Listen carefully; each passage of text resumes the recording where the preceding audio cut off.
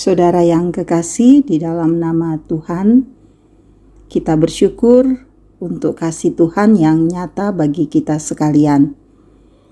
Kita boleh jumpa lagi dalam renungan harian di hari Selasa tanggal 26 November tahun 2024. Firman-Nya kita akan renungkan. Mari menghadap Tuhan di dalam doa. Mari berdoa. Mengenal Engkau Tuhan, itu berarti kami rindu untuk mengikuti kehendak-Mu.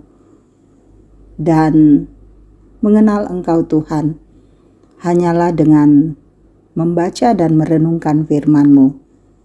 Saatnya bagi kami untuk memahami firman-Mu. Roh Kudus tolonglah kami, biar kami boleh memahami firman-Mu dan menjadi pedoman dalam hidup kami. Di dalam nama Tuhan Yesus kami berdoa. Amin. 1 Samuel pasal 17 ayat 55 sampai pasal 18 ayat 5.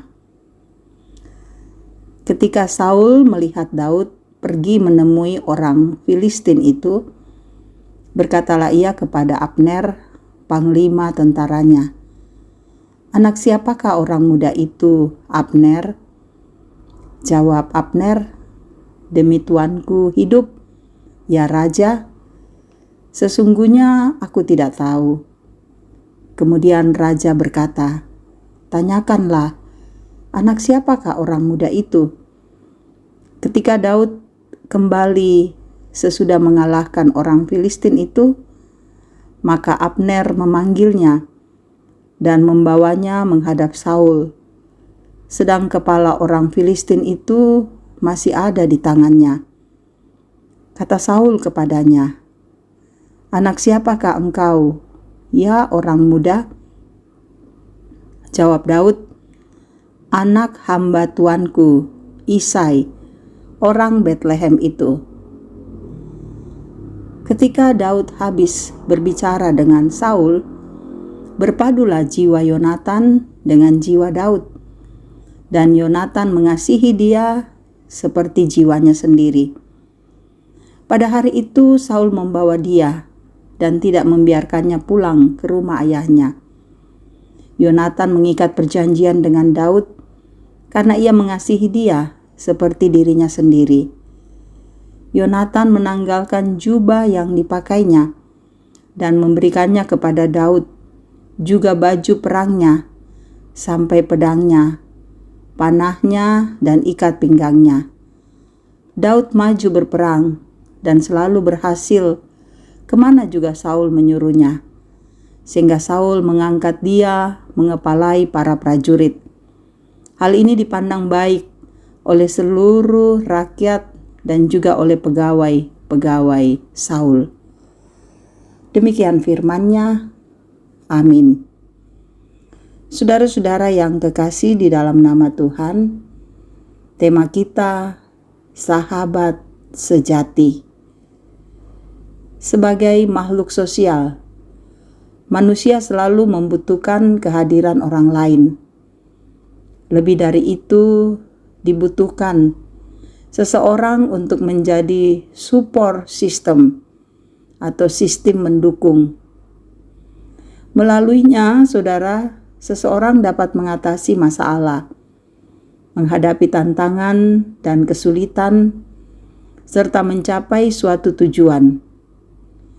Kekuatan itu dimungkinkan karena kehadiran sistem dukungan, memberi dorongan dan topangan bagi seseorang. Yonatan, saudara, merupakan support system Daud.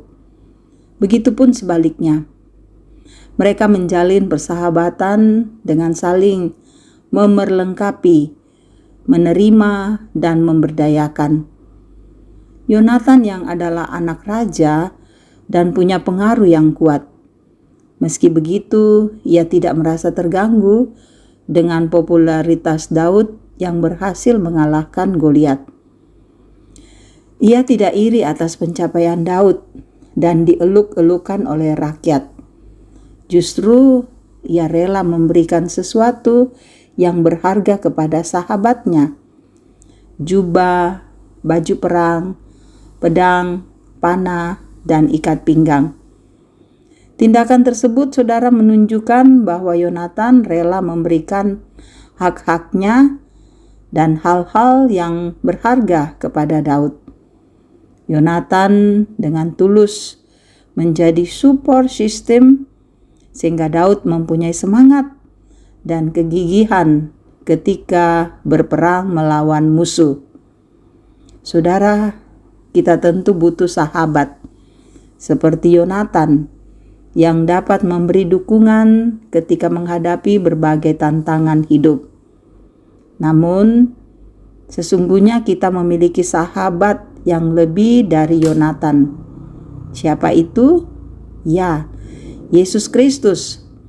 Ia selalu setia bersama kita dan mengasihi kita, serta peduli pada kerapuhan kita. Dialah, saudara, support system yang sejati. Sebagai sahabatnya, kita pun mesti hadir bagi sesama kita, menyatakan kepedulian melalui empati dan menjadi pendukung. Sebab apa? Sebab kehadiran kita bagi sesama dapat menjadi bukti kehadirannya bagi sahabat-sahabatnya.